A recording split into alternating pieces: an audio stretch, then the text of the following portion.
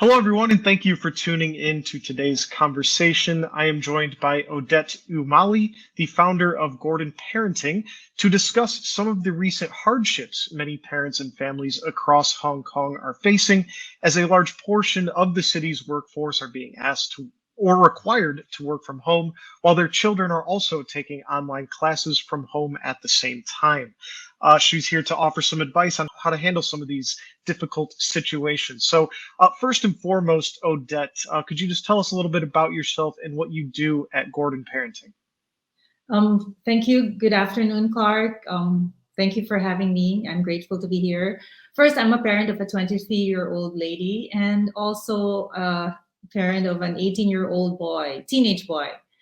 I'm a founder of the Gordon Parenting Organization, parent instructor, educator, and also parent coach. At Gordon Parenting, we aim to teach parents the parent effectiveness training so that they feel confident and resourced as parents. And hopefully, they would be able to rediscover the joy in their relationships with the family.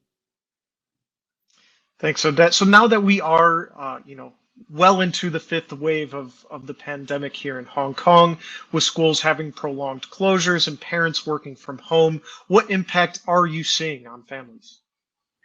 So basically, Clark, the pandemic has ushered in what we call the next normal. Whereas before, parents were concerned about finding quality time since they're too busy at work, or we hear now less of that, and the issues are now more of about setting boundaries. Parents still talk about quality time, but more for themselves, how to find alone time. Parents are still concerned with finding time to manage their stress, which is not made easier by working from home. But issues really don't change. Parents are still concerned with screen time. They're still concerned about sibling fights, sleep, routine, and also how to motivate kids with their homework, which especially online class and activities now are canceled. So there are less physical activities. So they need to come up with creative ways to be able to manage the holistic development, whether it be music, health, and issues like tantruming and good manners and habits are always the same. This is part of the child developmental stage. But really, parents have plentiful opportunities also to spend time with their children. So it is also a rare opportunity that we should not put to waste, and also prepare the normalization of life in the upcoming future when families in Hong Kong will be once again able to open up and have all those activities set. But the negative impact, I have to enumerate a few. One is uncertainty with the children's, being able to go back to school, which is in person. Some families, of course, have to consider that they have some difficulty with their career, or some have lost their jobs. And so there are financial concerns and uncertainty. There are also concerns about their helpers. Some are stuck in other countries, so they don't have that assistance. And at the present moment, there are also some family members and also helpers who have also are positive in this situation. So people don't also have the time alone, so they're lacking their space for themselves. So when I said the children don't have the in-person encounter or interaction with their peers, they lack that peer relationship and connection. The same way with the parents, they're losing out a lot of adult time, missing their peers, and also children are constantly asking or basically asking attention because they expect their parents to entertain their kids, because they're basically overwhelmed with the duties because of that. But the positive impact, I would also like to enumerate. We have seen that there are a lot of families who appreciate relationships. The value of the family member who's close to them are really being more expressed, but also those family members who are far are being missed. So there's togetherness, connection. We're discovering ways, joys, and connecting with other family members. Also, some parents would say they see the gaps in the children's learning. That's a positive impact, so that they can recognize and adapt to the parents as the application of certain skills and be aware of how to provide the support to their children.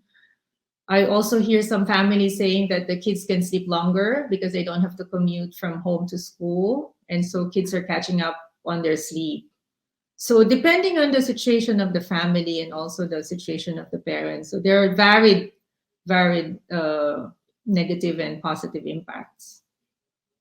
Thanks, Odette. I really like how you've brought up, many of the positive things, that can come from this as well. It's good not to just dwell on the negatives that have come over the recent weeks. But having said that, obviously there are parents whose stress levels are undeniably rising, due to this situation. So, for those in that particular situation, what advice might you have for parents to identify the point when their own reaction to situations at home might be reaching a breaking point? Stress creeps up on you, so I think parents should be mindful, and try to notice when parents are stressed, such as the irritability. Are you feeling more irritable than usual? Are you sleeping poorly, or is your concentration poorer than usual? How's your eating habits? Or is your appetite or have your eating habits changed? So remember, this is challenging time and it's okay to feel overwhelmed.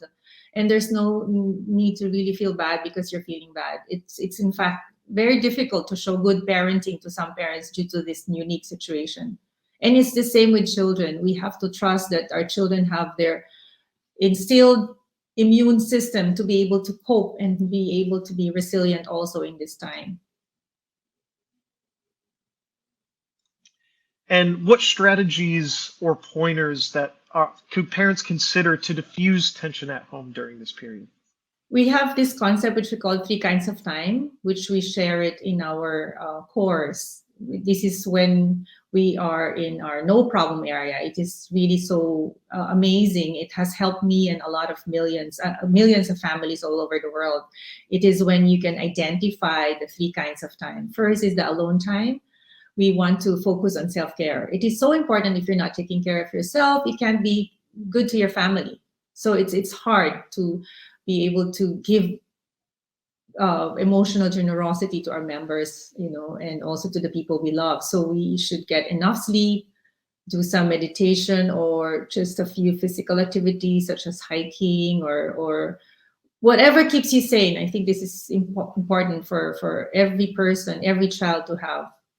The next one is what we call one-to-one time, at least once a week. If you're busy because of work, you try to show up with your child, try to show your appreciation and positive messages to them, and a few hugs, and be affectionate with our children because they are also trying their best to cope with the situation. So try to get involved and make it a habit.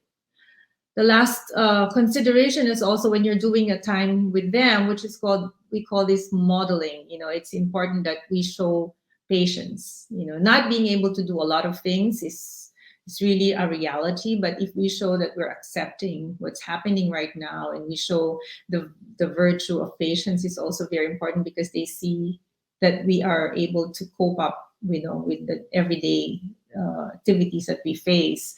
We try to be creative also during this uncertainty because it's important that we're very deliberate with our ways in front of their children.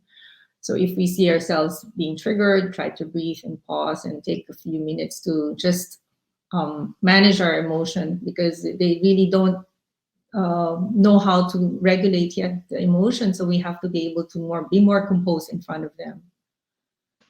Activity time is the last concept part, sorry. The 3 kinds is the third one, the activity time. This is when we are carving specifically family time with each other, because it's really nice when we do things together intentionally, such as focusing on our relationship over things, our relationship over homework, our relationship over a lot of things in the schedule. So if we could just relax and chill with them, I think this is really great.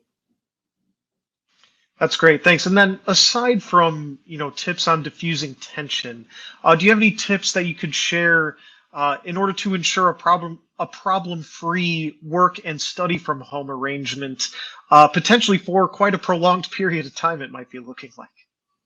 So I think the most important first is the basis, the health and well-being. How's the sleep pattern? How's the physical activity? How's the nutrition of our children? How's their screen exposure?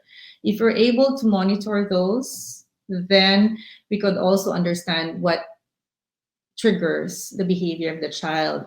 If they're being overwhelmed with some homework, I think it's also important that we show them how to handle that, because we can also reach out to teacher and be mediator to our child and ask about how to really face this homework or requirements, which is being asked online, because teachers are also being flexible these days, and they're also figuring out how to go through the online learning.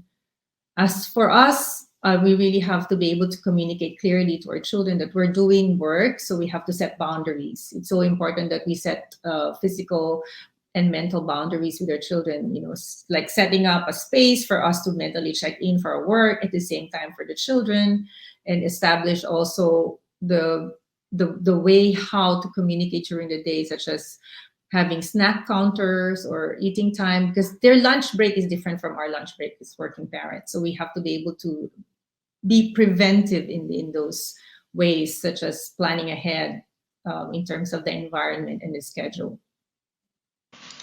Thanks for that. So I really don't have anything else for you, though. Before we go, I just want to ask: is there anything else you want to add? Any final message that you want to convey to the parents watching?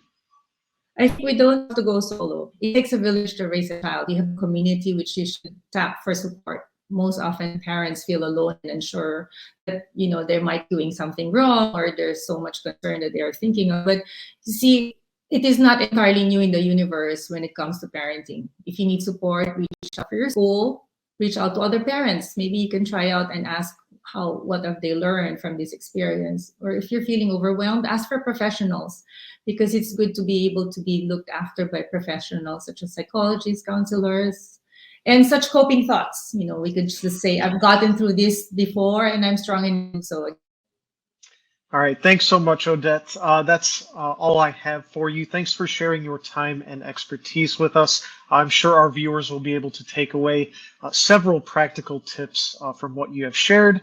Thank you to everyone for tuning in, and we'll look forward to welcoming you back the next time. So long for now. thank you. Thank you very much.